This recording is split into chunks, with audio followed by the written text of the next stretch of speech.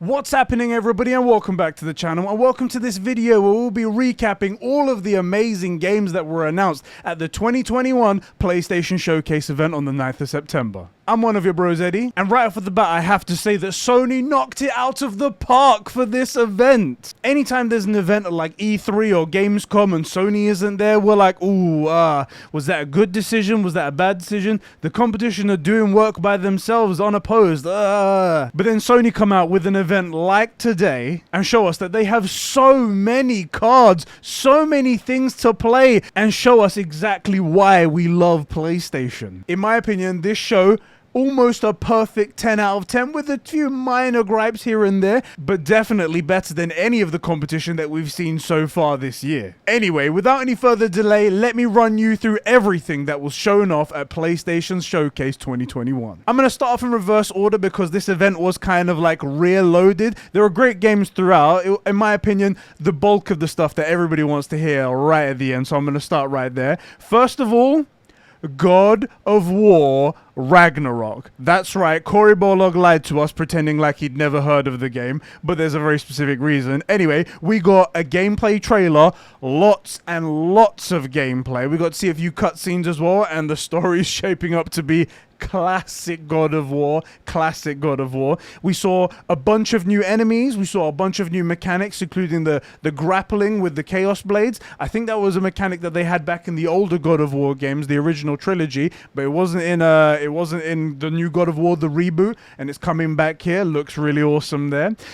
Some more information. Also, another game mechanic that was really cool to see. Atreus can now summon spirit animals, and as well as he could do that in God of War the reboot, he can use them to attack enemies, but as well as that, he can ride them as well. There's one shot, and hopefully I can put it up on the screen right here, of him riding like a ram and just ramming into all the enemies while Kratos is fighting on the other side.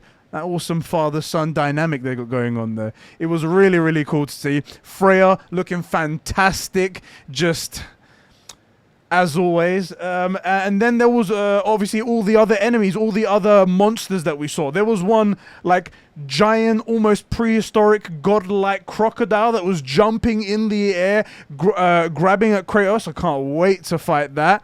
One of the big things, Tyr. Tyr is alive in this game and was locked up. That's why everyone thought he was dead, and you go and find him. Such an amazing thing. And obviously, they talk all about Ragnarok. That's the other thing. The main antagonists of the game are going to be Thor, Freya, obviously very pissed from what you did to her son in the last game.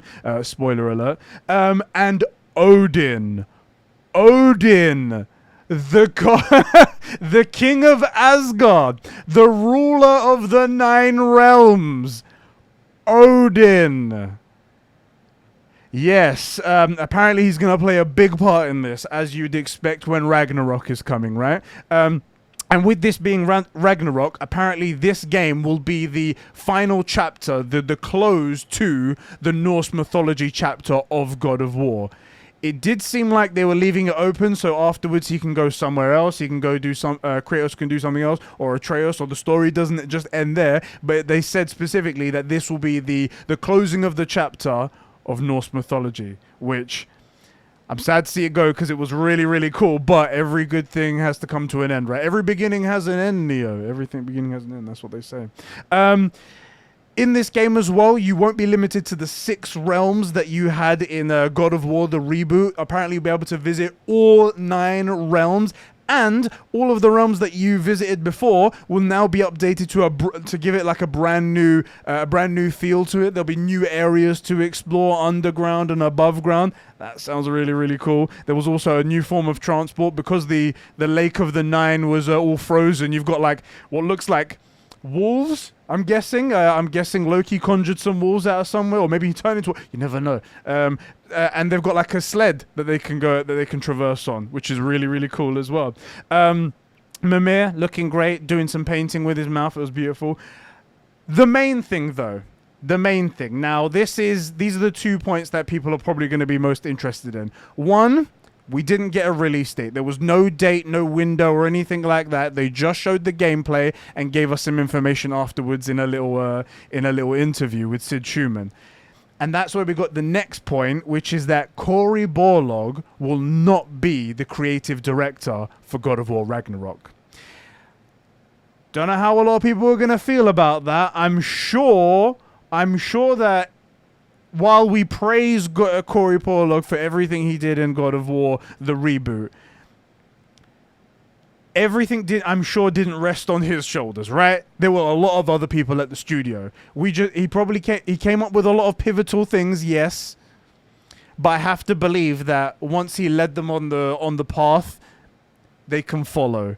Now, he said the reason why is because it's really exhausting to work on like big project like that. I don't know why he said that though, because immediately afterwards he said that he's working on a brand new unannounced IP for Sony Santa Monica Studios. So okay, if you're exhausted, why you anyway? But that's in very early development, and according to job listings, it's apparently supposed to be a fantasy setting. So that's all we know about that. But the person taking over is Eric Williams. Eric Williams, I personally didn't hear of before this interview, but he has been involved in every mainline God of War to date. So he knows his stuff. He knows exactly what Kratos is supposed to be. And I'm guessing Cory would have handed the reins off to somebody who actually knows what the vision is for this game, for the whole trilogy, or if it is going to be a trilogy, for this whole franchise being rebooted. I don't think he would have given it up lightly. So a bit of confidence, a bit of uncertainty, but I guess we'll see, right? From what we saw from the trailer, it looked classic God of War. It looked like the God of War that won all of those awards in 2018. The one that many, many people, including myself, regard as the greatest game of all time. My personal favorite game ever. Don't get me wrong, there's a lot of greats out there, but this is my one. But yeah, it looks like it's going in that same direction. What can I say? God of War Ragnarok, eh? Atreus is a bit older. They mentioned he knows that he's Loki now. They mentioned Ragnarok a bunch of times, and their relationship seems to have gotten worse from the ending of God of War 2018, which I can't wait to see what happened there. Why that went so sour? Maybe it's a teenage rebellious sort of thing. Maybe. We'll find out. But super, super hyped. I'm glad we got to see that. Next, absolutely massive, and I predicted this was going to happen in our predictions episode of the True Gamer podcast. You should check that out if you're new around here. Spider-Man 2. Spider-Man 2, and it was everything plus more that we wanted from this game. So, first of all, it was a short cutscene / a little bit of gameplay. Like when they were doing the fights and the executions, you could tell that was gameplay, but there was a lot of like cutscenes thrown in. So it was like, I guess it's kind of early. The release date of 2023, release window, I should say, of 2023. So we still got a year and a little bit to go before we see exactly when this game's going to come out. But knowing Insomniac, this game will come out like that. We got to see who we'll be playing as in the game, and guess what? We'll actually be playing as both Peter Parker and Miles Morales. They're both going to be in this game. That's freaking insane. We had conversations in the background and on podcasts saying like, how would they do it? And now they've got this well-established Spider-Man, which everybody loves, and they've got this brand new well-established Spider-Man, Miles Morales, that everybody loves. Are they going to do them in tandem, like one Miles Morales, one Spider-Man, one Miles Morales, one Spider-Man? They've decided, no, we're just going to put them in together, and you can tag team and you can double team all of the enemies. You can fight them together, and the awesome combos that they do. It's just great. It's just fantastic. And then we got one little bit at the end, which I'm very proud of because I called right off of the bat. Venom is the antagonist for this movie. That is the main villain for the game. And it looked amazing. Just in the shadows, just some flashes of light, and you see that menacing face with the big white eyes and the big teeth. It was amazing. And the voice being played by the famous Tony Todd. You guys may or may not know the name, but you know the guy. He's the guy that played the Candyman famously, and in a bunch of other things. If you Google search him, you'll be like, there he is. his voice, perfect. It sounded so great. I can't wait to hear more of it. I really can't wait to play more of this game. Whenever it comes out, 2023 cannot come fast enough. Come on! Oh, God, it was so good. Yeah, so that's everything there. There was a couple of cool things that we saw. So we did see Spider-Man's suit. It had the mechanical Spider-Man arms that he gets with the Iron Spider suit from the MCU. However, this suit was more classic to the suit that he wears in the game. So maybe he develops it himself in the game perhaps, and these are his own versions. We'll see how that goes. But that's all we got from the Spider-Man 2 gameplay cutscene reveal right there. It was really cool. Had me out of my seat excited. The next one. Oh, sorry. One thing I forgot to mention as well. Yuri Lowenthal and Najib Jeter will be reprising their roles as Superman, Spider-Man, and Miles Morales. So that's awesome. That's awesome to hear. Next. Again from Insomniac Games, after making Ratchet and Clank this year, and now they're working on Spider-Man 2, they're also bringing us a Wolverine game exclusively to PlayStation, and exclusively to PlayStation 5. Exclusively to PlayStation 5, guys. This will be one of the confirmed next generation, or current generation, because we're in it, current generation confirmed exclusives.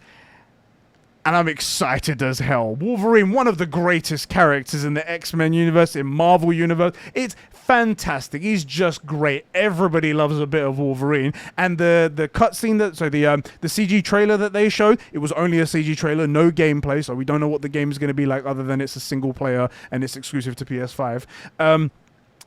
What we saw was just a massacre of people, and then Wolverine himself, Logan, sitting at the bar with blood all down his hairy arms, and then all of a sudden, blades coming out of his, those adamantium blades coming out of his hands.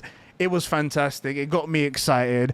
I hope that the blood and the carnage in the background makes it a bit more gritty and a bit more closer to Logan, but not fully that far. I feel like video games need to come a little bit further away from that. Logan's a fantastic movie, but I think a little bit far back from that, but the grittiness of it. I don't want it to be a cartoon like a Lego game, but I think closer to Logan, a little bit far from it, I think that'd be quite good. It was really awesome. I don't know how the fuck they're gonna how they have the time to make these games, man. They've got so much on their plate. Insomniac are literally carrying PlayStation at the moment. They're doing everything. All the other guys like, we need a couple of years before we can bring out a game. Insomniac's like, hold my beer, I got this, guys. Bang, bang, bang, bang. They say they're in early development for Wolverine, which to Insomniac Games is probably about 6 to 12 months development time, and it'll be out. Don't worry, guys. Yeah, that was really awesome. The next big hype thing, Knights of the Old Republic remake by Aspyr Studios. So KOTOR is coming back. The rumors that we heard a couple of months ago were true. It's coming back. And with an extra bit of gravy, it's a console launch exclusive to the PlayStation 5. It'll be coming out on PC day one, and it'll be coming out on PlayStation 5 day one as well. That's insane. That's a big get for PlayStation. They didn't mention how long the window of exclusivity is, how long launch classifies as. It can be a month, it could be 3 months, it could be 6 months. Who knows? It could be launch year. We don't know about that. But we are going to be getting that. We didn't get any gameplay. It was just a very short cutscene to get us hyped of a lightsaber and whatnot. But that was enough, because we know what Knights of the Old Republic is. I haven't personally played them, but everybody talks about Knights of the Old Republic when they talk about Star Wars games. They say it's one of the best RPGs ever. People in my chat, when we were watching the stream together, that's exactly what they were saying. I'm excited to play it now that it's going to be remade and it's going to be looking beautiful and it's going to be updated, like controls and stuff like that. I think this is going to be amazing, and what an amazing get for PlayStation. I can't believe that they did that. They managed to secure at least the console launch exclusivity. It would have been rude anyway for them to take it away from other consoles permanently. That would have been really terrible. Like, come on, it's not you don't own the game, and it's not a game that you made or helped fund made. everyone had this game. This was available for everyone, and you can't just take it away from them. I think that's a good fair one right there. Yeah, so that was the major announcements in my opinion. Now, obviously this is opinion based. Everyone's going to have their own thing, but I'm going to rattle through some of the other announcements that were shown off here. I'm going to kick back to the beginning of the event. Project Eve, a Japanese style game, very very cool looking. My co-host Sheps would love that. He's very much into his Japanese games. Very classic Japanese, fast fighting, a lot of booty shots and stuff like that. It was very very cool. That was coming out. Tiny Tina's Wonderland. Personally, not something I'm a fan of, but it's in the Borderlands universe. Borderlands is quite nice, and it's a mixture now of we only just discovered this now, me and my co-host, that it's a mixture between Borderlands and D&D. It's like they're playing D&D in Borderlands. Interesting take there. Forspoken looked incredible, absolutely incredible. When I started, I was like, what is going on? She's like going through a portal. She's in like ancient times now, and then she has a bracelet that talks to her. But then the traversal, the things that she was conjuring, the powers conjuring from the ground, like ice and everything. It was incredible, absolutely amazing. I was very down for that. I can't wait to play some Forspoken. That was quality right there. Alan Wake Remastered, that was also announced. That rumor came out before somebody caught the registering of the trademark, and we knew that was coming. But Alan Wake on PlayStation 5 for the first time, because it never was before. That's really cool. GTA 5 Expanded and Enhanced was shown off.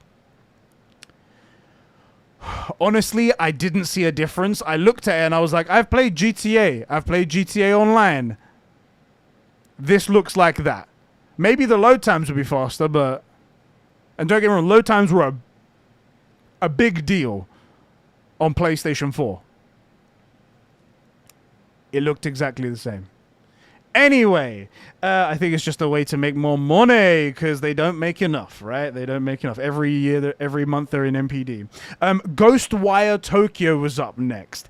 Ghostwire Tokyo looked really, really intriguing. It looked like a really trippy horror. I was saying on stream that it was kind of like a mixture of like Tokyo, Control, but in Tokyo. It was very like paranormal, and there's all these ghosts, and there's these weird faces, and there's one person who kind of understands what's going on, but he doesn't. He's got face coming off, like ink coming off of it. He had some special abilities. It looked incredible, especially Tokyo looked incredible. Though that neon aesthetic is very much my thing. It looked great. I can't wait for that. Guardians of the Galaxy. It did look interesting. However, the last gameplay that I personally saw of it, I wasn't a fan of. Guardians of the Galaxy coming out to all platforms. It's I wasn't a big fan of the whole like control multiple members of your team, tell them to attack in different ways type thing. It seemed like it was taking me out of the moment, and it didn't look particularly aesthetically pleasing. Even though this game's not coming out for a little bit, it should. Yeah, not really my thing. Not really my thing. But if you're excited for it, get hyped, get hyped. Vampire Masquerade Blood Hunt. I was a little bit confused on this, and I didn't go do the research, but it looked like it was a multiplayer game, like an online game. However, I could be completely mistaken there, and it's just factions instead. But it looked like it was different teams fighting against different species of like vampire and human and monster and whatnot. And it looked all right. It looked cool. Again, not 100% my thing, but that was something that was out. If you're interested, you want to go check out the trailer, I'll leave a couple in the description. You can check that out for you guys. We got another trailer for Deathloop. Despite me pleading with Sony to not show Deathloop again, we've seen it far too many times. I said to them, I'll pre-order the game if you just don't show Deathloop. Instead, we got an extended trailer of Deathloop again. I think this game is going to be all right, by the way. I've heard people talk about it, but we've seen far too much of it. They've kind of shot themselves in the foot here. Kid Amnesia Exhibit. Very strange game. We barely got to see anything of it. It was like a red light in a corridor, and that was it. Don't know anything else about it. And Gran Turismo 7. Gran Turismo 7, the game that we've been were told about a while ago, and it just kept getting pushed. It's going to be coming out for both PlayStation 4 and PlayStation 5, but it looks great. It looks like a classic GT game. Very, very good reflections, ray tracing. It looks beautiful. I'm sure it's going to be satisfy the GT community, the driving sim community, very, very well. It was very, very cool. And that was everything that they showed at the show. In my personal opinion, as I said, like, almost a 10 out of 10. The only things is that we had a couple of things that didn't have really enough gameplay for my liking. To be fair, we know that Insomniac can do a great Spider-Man game on PS5. We've seen it with Miles Morales. We've seen it with the remaster of Spider-Man PS4 to PS5. It looks fantastic. We know they can do that, and that we've played the game. They're fantastic. It's going to be hard for them to mess that up. And with the addition of Venom, it's just going to be even better. But Wolverine, it's nice to, hey, we got Wolverine, and Wolverine's a great character. Yes, we didn't see any gameplay. That was my only critique of it, but I was still very excited nonetheless for that great character. And getting to see God of War, it was the thing that we were all waiting for. We were all asking for. I am a little bit affected that it's not Cory Barlog being the creative director again. A little bit affected. I won't go as far as to say anything bad about it until I play the game. But God of War 2018 was my favorite game of all time.